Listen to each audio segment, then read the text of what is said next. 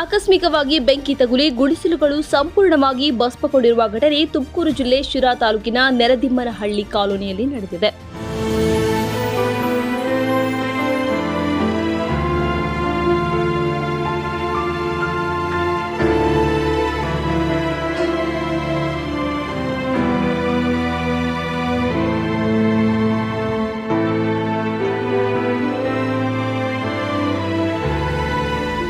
ವಿಷಯ ತಿಳಿಯುತ್ತಿದ್ದಂತೆ ಅಗ್ನಿಶಾಮಕ ದಳ ಸಿಬ್ಬಂದಿ ಬೆಂಕಿ ನಂದಿಸುವ ಪ್ರಯತ್ನ ಮಾಡಿದರು. ಸುಮಾರು 20 ವರ್ಷಗಳಿಂದ ವಾಸವಿದ್ದ 30 ಬಡ ಕುಟುಂಬಗಳ ಪೈಕಿ 25 ಗುಡಿಸಲುಗಳು ಬೆಂಕಿ ಅವಘಡದಿಂದ ಪಾರಾಗಿದ್ದು 5 ಬಡ ಕುಟುಂಬಗಳ ಗುಡಿಸಲುಗಳು ಬೆಂಕಿಗೆ ಆಹುತಿಯಾಗಿವೆ. ಪರಿಣಾಮ ಕುಟುಂಬಸ್ಥರು ಅಕ್ಷರಶಃ ಬೀದಿಗೆ ಬಿದ್ದಿದ್ದಾರೆ.